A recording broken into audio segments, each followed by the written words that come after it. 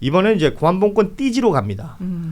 자, 관봉권 띠지 지난번에 그 법사위에서 청문회가 있을 때 수사관들 2명이 집중을 네. 당했었죠. 그리고 네. 그때도 뭐 부장검사가 나오긴 했었습니다만 그 부장검사 말고 이 건을 실제로 담당했던 검사가 있는 거 아니에요? 그 최재형 검사라고. 맞습니다. 그 이후에 뭐 천안 갔다가 지금 중앙지검에 있다는 검사가 있습니다. 이 사람의 이름이 이제 실명이 아예 공개가 되어 버렸기 때문에 말씀을 드리자면 그 이프로스라고 그 검찰 안에서 이제 내부망이 있고 거기에 최재형 검사가 올린 글이 공개가 된 내용이 있습니다. 왜냐하면 이 최재형 검사가 22일 돌아오는 월요일에 청문회에 직접 나옵니다. 청문회 나오기 전에 이런 글을 올렸는데 띠지 분실 인지했던 것이 1월 9일이었다. 1월 9일에 압수계에 경위를 추궁했다. 이 압수계라는 건 그 수사관들이 있었던 그곳입니다. 자신이 압수계에 보낸 그 메시지를 공개했는데요. 메시지 보면 뭐 딴 내용 아니에요. 나는 그 원형 보존을 지휘했는데 이게 제대로 안 됐으니까 당신들이 좀 그 업무 처리에 대해서 다시 한번 확인해 봐라. 라는 내용의 메시지란 말이에요. 이 메시지를 지금 왜 공개하는 걸까요? 자긴 잘못이 없다. 이 수사관 압수계에서 이 띠지를 분실하지 말고 이게 중요하니까 개수를 해가지고 돈을 세기 위해서 잠시 걷어들이더라도 폐기까지 하면 안 되는데 우리는 원형 그대로 줬는데 그걸 너네 왜 없앴니? 이것 봐라. 그 당시에 내가 이 관할하고 있던 우리 수사관과 우리 그 방해 수사관과 압수계 수사관들이 주고받은 이 메신저 내용을 봐라. 우리가 이거 어떻게 했냐? 이거 왜 어디 갔냐? 라고 물었을 때 이거 원래 뭐 어쩌고저쩌고 막 모른다는 식으로 얘기하는 걸 드러내고 그 자기가 또 이야기했을 때 왜 이거 업무 매뉴얼이 뭐 구체적으로 없다고 하더라도 돈 그 자체는 돈 액수 자체가 중요할 수도 있지만 그 현황을 보존해야 되니까 이거 그대로 둬야 되는 건데 이거 없어졌으니까 문제입니다라고 자기가 어떻게 보면 알리바이를 만든 거를 지금 공개하는 건데 이해가 되지 않는 게 그렇게 자신만만했으면 그때 왜 위에 보고하거나 이것을 공론화하지 못했습니까? 왜냐하면 최재형 검사는 보고를 안 했어요. 이게 그러니까요. 지금 그때 그 청문회 한 이후에 남경민 수사관이랑 그 김정민 수사관인가 예. 뭐 그 두 사람의 수사관에게 제일 말단에 있는 힘없는 수사관들에게 검사들이 책임을 떠넘기는 거냐 예. 이제 이런 비난이 막 쏟아지니까 어허. 그리고 당시에 담당이었던 최재형 검사는 왜 여기서 빠지고 자기는 그렇죠. 혼자 딴 데 영정가 있느냐 중앙에 갔다니까 그러면서 이 사람이 니네끼리 무슨 뭐 작당 모여가지고 이 정말 나이 어리고 불쌍한 이 사람들을 지금 공격하는 거 아니냐 이제 이런 비난이 막 쏟아지면서 22일 날 청문회 다시 이제 오라 이렇게 얘기를 하니까 네. 실제 이것이 어떻게 된 건지에 대해서 이제 우리들은 너무 억울하다 이래가지고 이거를 지금 밝힌 거죠. 그 당시에 나는 이걸 알고서는 이 남경민 수사관에게 이런 메시지를 보냈었었고 예. 실제 이런 메시지와 관련해가지고 내가 그 당시 일처리를 어떻게 했는지 또 나는 정말 몰랐었고 내가 이거를 뒤에서 진두지휘하거나 뭔가 모의한 사람이 아니다. 이건 이제 밝히기 위해서인데 이제 이걸 하는 과정 중에 지금 또 난리가 났습니다. 이 수사관들하고 그다음에 이 검사들하고 간에 이 난리 났어요. 양쪽에 지금 진짜 책임 전가하느라고 그걸 좀 띄워줘 내부적으로. 보세요. 검찰 내부방 그럼 그 이 글 지휘를 밑에 잘해야지. 댓글이 달리고 있는 거예요. 네. 난리가 났어요. 수사관들은 지금 이거예요. 나 도무지 납득이 안 된다. 저거 왜 지금 올리냐. 그리고 관본권에 존재나 현금 묶었던 비닐봉지 이런 게 진짜 결정적인 증거라면 그때 따로 뭔가 맞아요. 명단을 만들어서 보관했었어야 되는 거 아니냐. 뭐 이런 얘기를 하고 있는 수사관도 있고 이 수사관들은 개별 압수 물건으로 따로 잡았으면 우리가 그걸 그렇게 보겠냐. 그러니까 맞아요. 검사가 저렇게 써놓은 글에 대한 수사관들의 불만이 지금 속출하고 있는 거예요. 그러니까 이게 1월 없어요. 9일 날에 네. 작성된 것도 실제 이거 알리바이 만들려고 네가 그냥 너한테 유리한 내용으로 일방적으로 보낸 거에 불과한 거지. 이거 실질적으로 네가 제대로 맞아요. 할 책임을 안 해놓고서는 마치 모든 게 다 우리 책임이냐. 그리고 예. 정말로 이 수사관들 입장에서는 업무상 예. 미숙한 누군가 책임이냐 이렇게 몰아붙이면 우리는 일을 어떻게 하라는 거냐. 지금 이제 이렇게 지금 얘기가 되는 거죠. 그러니까 업무 매뉴얼 없다라고 하는데 이거 내부 규칙에 보면 그 뉴스토마토 보도 같은 예. 걸 보면 규칙이 있고요. 압수물을 압수계로 이전시킬 때는 정확하게 검사가 지휘를 내려야 돼요. 그 지휘를 안 내렸던 거예요. 그러니까 수사관이 압수 조서에 그게 중요하다고 별도로 목록 순번 매겨가지고 이름을 관본권에 띄지 이렇게 해놨으면 그거를 우리가 없앨 리가 없다. 당신 그 지침을 내렸냐 없앨 리가 지시를 없다. 했냐. 너무 이거는 합당한 반박인 거예요. 아니 검사가 아랫사람한테 자기 수사 지휘를 받는 사람한테 떠넘기면서 나는 아무 잘못도 없다라고 말하는 게 이게 말이 됩니까? 법적으로도 이건 말이 안 되는 거예요. 아니 그러니까 나는 이 치사해서 못 듣겠네. 진짜 치사하네. 비겁한 아니 거예요. 최 검사가 그 남경민 수사관한테 보냈다는 메시지에 이게 왜냐면 알리바이용이라고 왜 보냐면 수신 남경민 2025년 1월 9일 11시 29분 57초 시간이 딱 찍혀 있어요. 그리고 마지막 문장이 뭐랄까요? 그 뉘앙스만 보면 그냥 읽어드릴게요. 사건과에서 말씀하신 대로 업무를 하고 있다면 잘못된 것이니 사건 과장께 보고드려서 올바른 업무 절차를 마련하셔야 할 것으로 생각됩니다. 뭔지 알죠? 예의 바른 척하면서 이런 문장을 남기긴 했는데 이거 봐, 내 잘못 아니고 네 잘못이야 맞아요. 라는 말을 여기다 쓰고 싶었던 거 아니에요. 아니 그거는 뭐 예의 바르고 안 바르고 떠나서 그렇게 확인이 되는 거기 때문에. 얄미운 짓을 한 아무튼 거예요. 이 최재형 검사는 아마도 이 메시지로 인하여 월요일 청문회에서 집중 포격을 당할 것으로 검찰에서의 보입니다. 신뢰도 완전히 예. 잃었을 거예요. 제가 지금 우리가 뭐 띠지 사건이나 검찰에 관련된 여러 가지 사건들을 다루면서 검찰의 기소권이 검찰에게만 있는 거, 그리고 검찰이 기소할 수도 있고 안 할 수도 있고 기소 편의주의라고 하잖아요. 뭐 이런 것들에 대한 문제, 또 기소권이 남용되는 것에 대한 문제, 여러 형태로 좀 전달이 되고 있습니다만, 어제 기사를 보면서 제가 딱 꽂힌 기사가 하나 있습니다. 이 쿠팡 관련된 사건이 있었습니다. 예. 그 쿠팡 풀필먼트 서비스라는 회사에서 그러니까 취업 규칙이라는 걸 바꿔가지고요, 일용직 노동자들이 퇴직할 때 퇴직금을 지급하지 않은 사건이 있었어요. 그래서 이 사건 관련해서 뭐 고발 고소가 진행이 됐고 검찰로 넘어온 상태에서 인천지검 부천지청에 있던 한 부장검사가 이 사건을 합니다.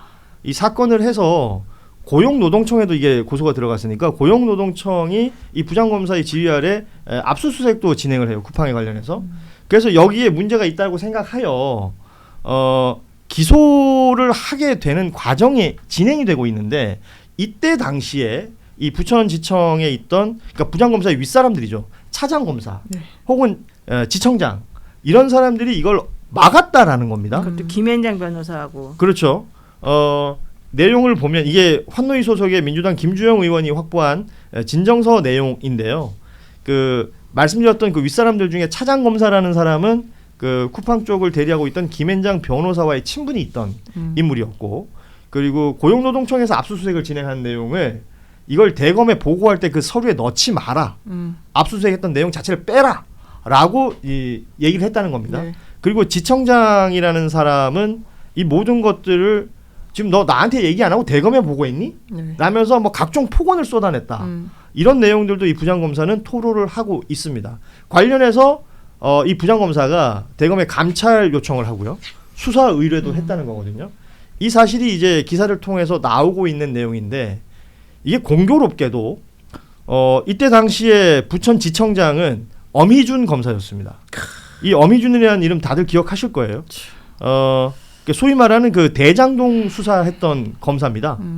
그리고 뭐 민주당이 그 탄핵을 추진했었던 검사이기도 하고요. 물론 지금은 부천지청에서 저기 광주고검인가 어디인가로 가 있죠.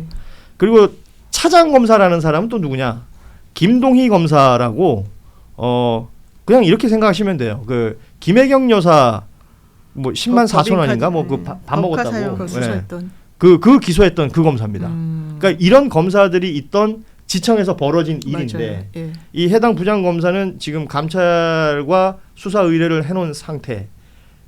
이게 뭐겠느냐. 이런 일을 이 사람들이 왜 할까요? 그렇죠. 이게 지청장이랑 차장은요, 이제 검찰에 오래 남아 있을 수가 없어요. 자기 살 길을 찾아야 돼요. 누구의 부탁을 들어주는 게 자기 살 길에 도움이 됩니까? 김현장인 거예요. 대형 로펌. 이거 검찰을 굉장히 오래 취재하신 기자분이 암묵적으로, 왜냐하면 이게 자기한테 이해가 안 되면 이런 무리수를 둘 이유가 없어요. 그리고 퇴직금 사건은 너무 명료해요. 법이 퇴직금 주라고 되어 있으니까 안 주면 그냥 완전히 기소 기계적으로 하는 사건이에요. 사실관계가 엄청 복잡하지도 않을 거고.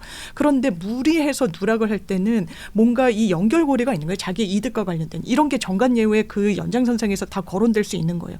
이런 걸 예전에는 그냥 다 묻고 넘어가고 이랬던 거죠. 서로 좋은 게 좋은 거라고, 후배도 그냥 입 다물고 나도 언젠간 저 자리에 가서 저런 상황에 놓일 거니까. 이제는 그런 시대가 아닌 거예요. 이게 진짜 너무 황당하게 쿠팡 풀필먼트 서비스가 이 김현장 변호사를 고용해가지고 이제 이 사건을 의뢰해서 결국 성공했잖아요. 예. 이 사람은 결국은 지청장도 움직인 것처럼 보이고 또 차장검사도 움직인 것처럼 보이잖아요. 그러려면 그 변호사한테 돈을 얼마나 많이 갖다 줬겠어요. 쿠팡 입장에서는. 예. 차라리 그냥 그 노동자들한테 퇴직금을 줬으면 되지. 나는 그 돈보다 이 변호사한테 들어간 돈이 훨씬 많을 거라고 생각해요. 그래서 지금 이게 검찰이 뭐 권력이나 아니면 이제 대기업, 그리고 뭐 대형 로펌 맞습니다. 예. 어떻게 유착이 돼 있고 어떤 식으로 운영되는지를 보여주는 하나의 케이스로 볼 수가 있을 것 같은데 검찰 단위에서 덮으려면 충분히 덮이기도 한다는 거 아닙니까? 이런 그렇죠. 사건들이. 덮는 게 검찰의 힘이에요. 그렇죠. 예. 그러니까 이게 뭐 대형 로펌이 와서 뭐 다 무슨 뭐 연수원 동기님이 뭐 또 뭐 이렇게 다 연결될 거 아니에요. 그런 걸 활용하여 이런 식으로 일이 처리가 된다면 결과적으로는 정말 여기에서 그 못 받은 퇴직금을 받고자 했던 노동자는 아예 지워지는 거예요. 오히려 이 게다가 사건에서도. 지금 그 김현장 변호사하고의 그 주고받았던 얘기도 다 지금 지웠다는 거 아니에요? 그렇습니다. 그래서 지금 저는 이 건이 저는 반대로 이 생각도 했거든요. 검찰 내부에도 이런 문제 의식을 가진 검사들이 있는데 외부로 알려지지 않는 것 또한 이런 분위기가 있어서 아니겠느냐. 그렇죠. 이게 그냥 검찰의 역사였던 거예요. 사실은. 그래서 이게 뭐 한 단건이라고 말할 수 있을지 모르겠지만 이런 일들이 여기저기서 벌어지고 있는 것이라면 이 검찰은 정말 문제가 있고 소위 말하는 개혁의 대상 뭐 지금 이제 검찰청 없어진다고 우리가 다 알고 있습니다만 와 정말 그리고 등장하는 인물들 면면이 그렇다는 거 아니에요. 앞서 저 최재형 검사였나요? 그 띠지 담당 검사한테는 우리 김종대 의원이 치사하다고 하셨잖아요. 네. 이 검찰의 행태는 뭐라고 한마디 해주시겠습니까? 왕치사하다. 알겠습니다. 치사해서 조금 더 들어갔네요. 개치사하다. 그래. 지금 노영희 변호사 말씀하셨던 게 굉장히 전 인상적이네요. 네. 변호사나 로펌에 줄 돈, 그 노동자한테 미지급했던 퇴직금으로 주면 그러겠네. 안 되나? 이 이게 생각이 드네요. 착수금 성공보수하면 다 잘 받았을 것 같은데 물론 뭐 형식은 어떨지 진짜 모르지만 나쁜데. 예. 그래도 노동자들이 계속 이런 차별을 맞아요. 받다면 그게 쌓이면 변호사 비용이 그래도 쌌을 거예요. 아니 그리고 이게 기업이 어떤 조직인데요. 그리고 기업 입장에서는 그렇지 않겠습니까? 이런 전례를 남기고 싶지 않았을 것 같아요. 맞아요. 선행이 그러니까, 되면 그러니까 이거 맞아요. 저기 감독관청에서 이거 저기 저 다 조사한 건데 어떻게 빠져나갑니까? 그 고용노동청 기록도 있는 거거든요. 그럼요. 그러니까. 예. 그 뭐 너무 이렇게 확장시키는 것일 수도 있겠지만 노란봉투법도 사실은 여기서 시작되는 거거든요. 맞아요. 그렇잖아요. 그러니까 누가에게 더 유리한가? 음. 그리고 어느 게 더 싸게 맥히는가? 이건 맞아요. 맨날 얘기해요. 사람이 죽어도 비용이 덜 들면 그게 기업이 선택하는 건데 그러지 말라는 그 거죠. 대통령도 그렇고 지금 고용노동부 장관도 하는 얘기가 그거 아니겠습니까? 산재 사고라는 게 그 특히 사망 사고 같은 게 일하러 가는 일터에서 사람이 죽어나가는 건데 이게 왜 맨날 똑같이 반복되느냐? 중대재해처벌법도 만들고 니들 그렇게 하면 어떻게 하겠다라고 이게 뭐 보도도 많이 나오고 하는데 왜 계속 반복되느냐? 그 결론은 하나인 거예요. 그게 더 싸게 맥힌다. 아니 그러니까 이건 제가 진보 정당이라서 한 말씀 드려야겠는데 이 문제에 대한 중대재해처벌법은 어떤 사안의 50%의 진실입니다. 이 모든 어떤 일용직, 그 다음에 그 체불임금, 그 다음에 산재는요 대부분 다단계 하청하고 위험의 외주화라는 구조적 그렇죠. 문제에서 예. 발생하고 이 문제가 해결 안 되면은 일단 일견 해결된 것처럼 보여지는 것도 그냥 원위치로 되돌아갑니다. 그래서 여기서 지금 일용직 노동자들도 이만침 싸워가지고 퇴직금을 쟁취한 것도 이거 얼마 안 되는 얘기예요. 예. 요즘은 비정규직도 2대 보험은 됩니다. 옛날에는 아예 4대 보험 전체가 안 되는데 지금은 고용보험하고 몇 가지는 돼요. 예.